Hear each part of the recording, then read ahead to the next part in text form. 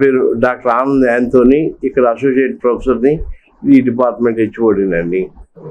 శల్యతంత్ర విభాగము. శల్యం అంటే మనసుని శరీరాన్ని బాధ పెట్టి ఏదైనా కానీ శల్యమే. ఆ బాధను తొలగించేటువంటి విభాగం శల్యతంత్ర విభాగం. మోడర్న్లో చెప్పాలంటే సర్జరీ అనే దానికి దగ్గరగా ఉంటుంది, సర్జరీ డిపార్ట్మెంట్ దగ్గరగా ఉంటుంది శల్యతంత్ర విభాగము. ఇక్కడ ముఖ్యంగా మలద్వార సమస్యలు ఎక్కువగా వస్తుంటాయి. మలద్వారము అనేటువంటిది మనం యానోరెక్లేరియా అంటాం. యానోరెక్లేరియాకి వచ్చే వ్యాధుల్ని మనం ఎక్కువగా చూస్తుంటాం. మలద్వారంలో వచ్చే వ్యాధులు ముఖ్యంగా మొలలు, వీటిని హెమరాయిడ్స్ అంటారు లేదా పైల్స్ అంటారు. గుండ్రంగా ఉంటాయి కాబట్టి, అక్కడ ద్రాక్ష గుత్తులాగా ఉంటాయి కాబట్టి వాటిని ఏమంటారంటే మొలలు, పైల్స్ అనే పదంతో పిలుస్తాం. వీటిని ఆయుర్వేదిక్లో అర్సిస్ అంటాం. అరి అంటే శత్రువు, శత్రువులాగా శరీరాన్ని బాధ పెడతాయి కాబట్టి వాటిని అర్సిస్ అంటారు. హెమరాయిడ్స్ అంటే మలద్వారం లోపల ఉండేటువంటి రక్తనాళాలు ఉబ్బి బయటకు వచ్చేస్తాయి. ఆ బయటకు వచ్చే 3 స్టేజీలు వస్తుంటాయి. ముఖ్యంగా మొదటి స్టేజీ లోపలే ఉంటాయి, రక్తం కారుతూ ఉంటుంది, నొప్పి ఉండదు. రెండో స్టేజీలో ఉబ్బి కొంచెం లోనే ఉబ్బుతుంటాయి అన్నమాట. ఆ మూడో స్టేజ్లో ఉబ్బినవి కిందకు జారుతాయి, వాటి అంతటవే లోనకి వెళ్ళిపోతుంటాయి మల విసర్జన చేసేటప్పుడు. కొంతకాలానికి ఏమవుతాయంటే ఇవి బయటకు వచ్చినవి లోనకి వెళ్ళవు, అప్పుడు వేళ్ళతో నెట్టుకుంటూ ఉంటాం. కొంతకాలం అట్లా ఉంటుంది. ఆ తర్వాత కొంతకాలానికి బయట నిలబడిపోతాయి, లోనకి వెళ్ళం. అప్పుడు మనిషి చాలా బాధపడుతూ ఉంటాడు. నిలబడలేడు, కూర్చోలేడు, పడుకోలేడు, నడవలేడు, చాలా భయంకరమైన బాధతో ఉంటాడు. అందుకే దాన్ని ఆ స్టేజ్లో సంస్కృతంలో అర్సిస్ అనే పేరుతో పిలిచారు. రక్తం కారుతుంటుంది కాబట్టి వీటిని రక్త మొలలని కూడా అంటుంటారు అన్నమాట. ఈ స్టేజ్లో దీన్ని ముఖ్యంగా 4వ స్టేజ్ అని కూడా అంటారు. ఈ స్టేజ్లో 3వ స్టేజ్లో ఆపరేషన్ కంపల్సరీ చేయించుకోవాలి. అయితే మా దగ్గర ఆపరేషన్ లేకుండా క్షారసూత్ర తోటి వైద్యం చేస్తుంటాం. ఆ రక్తనాళాలని చూసుకొని వాటిని రక్తనాళాలకు తగలకుండా చర్మం ఉబ్బినప్పుడు ఆ చర్మం వరకు మాత్రమే మేము క్షారసూత్రాన్ని కట్టేసి వాటిని తొలగిస్తూ ఉంటాం అన్నమాట. ఇది ఒక 1 వారం రోజులు ట్రీట్మెంట్ పడుతుంది ఇక్కడ. ఇవి ఎందుకు వస్తాయంటే అధికంగా వ్యాయామం లేకుండా మలబద్ధకం ఎక్కువైనందువల్ల వస్తుంటుంది. మలబద్ధకం ఎందుకు ఎక్కువ వస్తుందంటే మంచినీళ్ళు తక్కువ తాగినందువల్ల వస్తుంది. మనిషి సుమారుగా రోజుకి 4 లీటర్లు మంచినీళ్ళు తాగాలి, ఉదయము, మధ్యాహ్నము, సాయంకాలం, రాత్రి. వీళ్ళు పనిలో పడిపోయి ఆడవాళ్ళు ముఖ్యంగా నీళ్ళు కూడా తాగనందువలన ఈ మలబద్ధకంతో ఆ మలద్వారం దగ్గర ఒత్తిడితోటి ఈ రక్తనాళాలు ఉప్పుతుంటాయి. ఇవి తగ్గిపోవాలంటే ఉడకబెట్టిన ఆకుకూరలు, ఉడకబెట్టిన కాయగూరలు, ఆకుకూర పప్పు, కాయగూర పప్పు, మజ్జిగ, పెరుగు.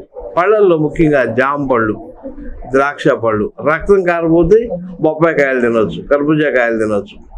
ఇలా ఆహారంలోని మార్పులు చేసుకుంటూ మంచినీళ్ళు బాగా తాగుతూ కారాలు, మసాలాలు, పచ్చళ్ళు లేకుండా చూసుకునే పని అయితే ఈ మలద్వారంలో వ్యాధులు దాదాపుగా రావండి ఎవరికి కూడా. అయితే ఇంకోటి ఏంటంటే అధికంగా మోటార్ బైక్ రైడ్ చేయడం, రైడింగ్ ఎక్కువ దూరం ప్రయాణం చేయడం డ్రైవర్స్కి ఎక్కువగా వస్తుంటుంది.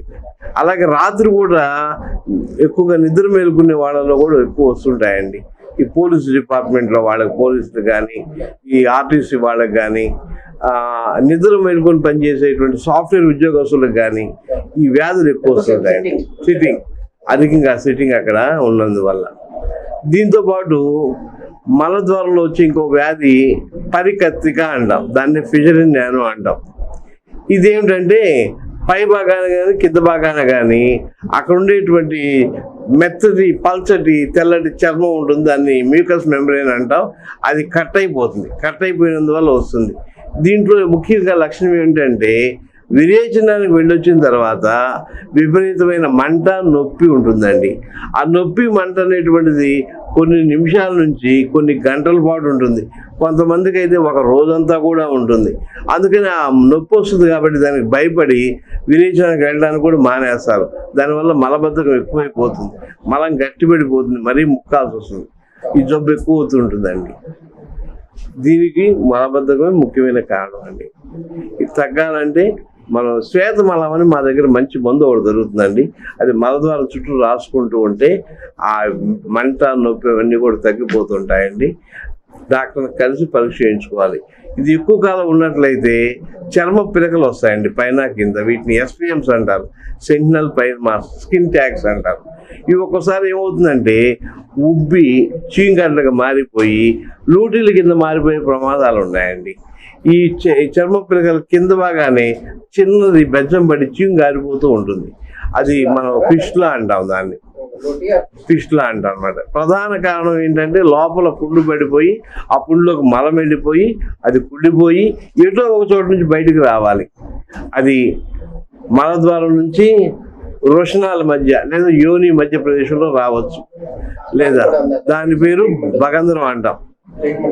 ట్రీట్మెంట్ ఉంది, మెయిన్ ట్రీట్మెంట్ దానికి క్షారసూత్ర, దాన్ని భగంధరం అంటాం అనమాట. దేనివల్ల వస్తుందంటే ఈ ఫిషర్స్ వల్లే వస్తుందండి. ముఖ్యంగా లోపల షుగర్ పేషెంట్స్కి వస్తుంది, వేరే వేరే కడుపు లోపల క్రాన్స్ డిసీజ్ అనే వాళ్ళకి వస్తుంది, అలాగే మలద్వారంలో TB ఉన్న వాళ్ళకి వస్తుంటుంది, HIV పేషెంట్ కూడా ఎక్కువగా వస్తుంటుందండి ఇవి.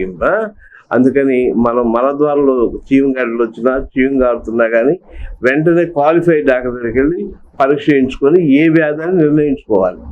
మా దగ్గరికి వచ్చారనుకోండి, మేము ఉచితంగానే పరీక్ష చేస్తాం.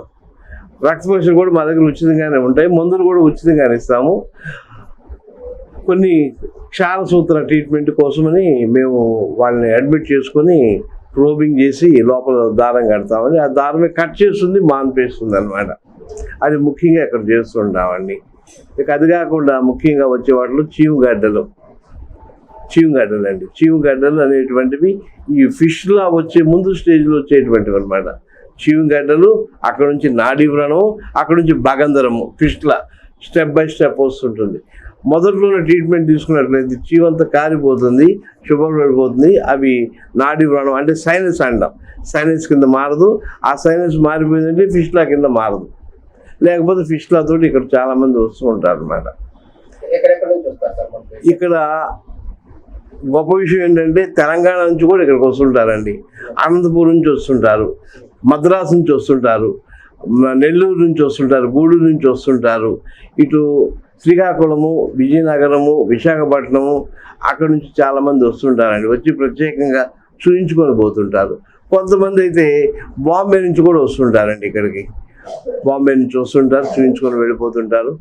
ఎక్కువగా ఈ మలద్వార సమస్యలకి ఈ ప్రత్యేకంగా ఈ హాస్పిటల్లో చికిత్స చేస్తారు. ట్రీట్మెంట్ చేసిన తర్వాత మళ్ళీ ఫర్దర్ గా రాకుండా ఉంటుందా సార్, లేకపోతే మళ్ళీ వచ్చే అవకాశం? ఈ క్షారసూత్ర చికిత్స వల్ల ఉపయోగం ఏంటంటే 99% రాదండి. 1% మాత్రం రియాకరెన్స్ వచ్చేటువంటి అవకాశం ఉందండి.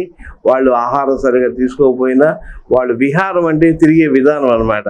మోటార్ బైక్ మీద తిరగడం, చేయటం, ఎక్కువసేపు కూర్చోవడం, వీటన్నిటి వల్ల మళ్ళీ వచ్చే అవకాశాలు అయితే ఉంటాయండి. అది తక్కువ శాతం. అది ఎక్కువసేపు కూర్చోకూడదు, మలబద్ధకం లేకుండా చూసుకోవాలి. అది మంచి అదే చెప్పాను కదండి మీకు, ఉడకబెట్టిన ఆకుకూరలు, ఉడకబెట్టిన కాయగూరలు, ఆకుకూర పప్పు, కాయగూర పప్పు, మజ్జిగ, పెరుగు. చేపలు, మాంసం కూడా తినొచ్చు కానీ ఉప్పు, కారం, మసాలా తగ్గించుకొని తినాలి. కోడికూర అతి ముఖ్యంగా తినకూడదని చెప్తుంటాము. ఎందుకంటే కోడికూరలో ఉష్ణం ఎక్కువగా ప్రకోపింపజేసి జబ్బులు తిరగబెట్టేటువంటి లక్షణం ఉంటుందండి. దానికి మసాలాలు తగ్గించాలి, బాగా తగ్గించాలండి. మసాలాలు మామూలు వాళ్ళు తింటే ఒక లాభం అండి. ఈ జబ్బు ఉన్న వాళ్ళు తింటే మాత్రం జబ్బులు పెరుగుతాయండి. ఇది కాకుండా ఈ డిపార్ట్మెంట్లో వెరికోజ్ వెయిన్స్ అని చేస్తుంటామండి. ఆ శిరాజ గ్రంథి అంటామండి. అధికంగా నిలబడే వాళ్ళలో వస్తుంటుందండి. దీంట్లో ముఖ్యంగా మా దగ్గర జలుకా చికిత్స, జలగలతో చికిత్స చేస్తుంటామండి.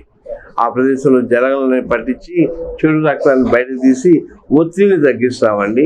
దాంతోపాటు ముళ్ళ గోరింటితో చేసినటువంటి ఔషధాలు వాడతామండి. సహచార తైలం అని వాడతామండి. ఎక్కువగా నిలబడకుండా జాగ్రత్తలు తీసుకుంటే అది కొంత కంట్రోల్ అయిపోతుందండి. ఆపరేషన్ దాకా కూడా వెళ్లకుండా కంట్రోల్ అవుతుంది. ఈ వెరికోజ్ వెయిన్స్లో ప్రమాదం ఏమిటండి? వెరికోజ్ అల్సర్ వస్తుందండి.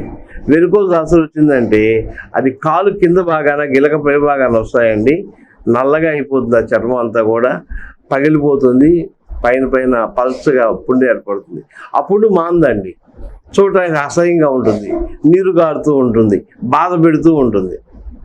అటువంటి వాటికి ఈ ఆయుర్వేదిక్లో మంచి ట్రీట్మెంట్ ఉందండి. శోధన కర్మలు, రోపణ కర్మలు చేస్తుంటాం, బాగా తగ్గుతుందండి. దీన్ని అశ్రద్ధ చేసుకుంటే ఆ అల్సర్ అంచు నుంచి కార్సినోమా తయారవుతుందండి. క్యాన్సర్ గ్రోత్ వస్తుందండి. మార్జోలియన్స్ అల్సర్ అంటారు. ఇంకా ప్రమాదం కింద మారిపోతుందండి. అందుకని ఈ వెరికోజ్ అల్సర్స్ వచ్చినటువంటి వాళ్ళు తగిన జాగ్రత్తలు తీసుకోవాలి. ఆ క్వాలిఫైడ్ డాక్టర్ దగ్గరికి వెళ్ళి ట్రీట్మెంట్ తీసుకోవాలండి ముఖ్యంగా. అది ఇంకా వ్రణ చికిత్స, డయాబెటిక్ అల్సర్స్ కానీ, డయాబెటిక్ ఫుడ్ కానీ, అవన్నీ కూడా ఇక్కడ మేము ట్రీట్మెంట్స్ ఇస్తుంటామండి. మంచిగా రిజల్ట్స్ ఉన్నాయి ఇక్కడ మాకు.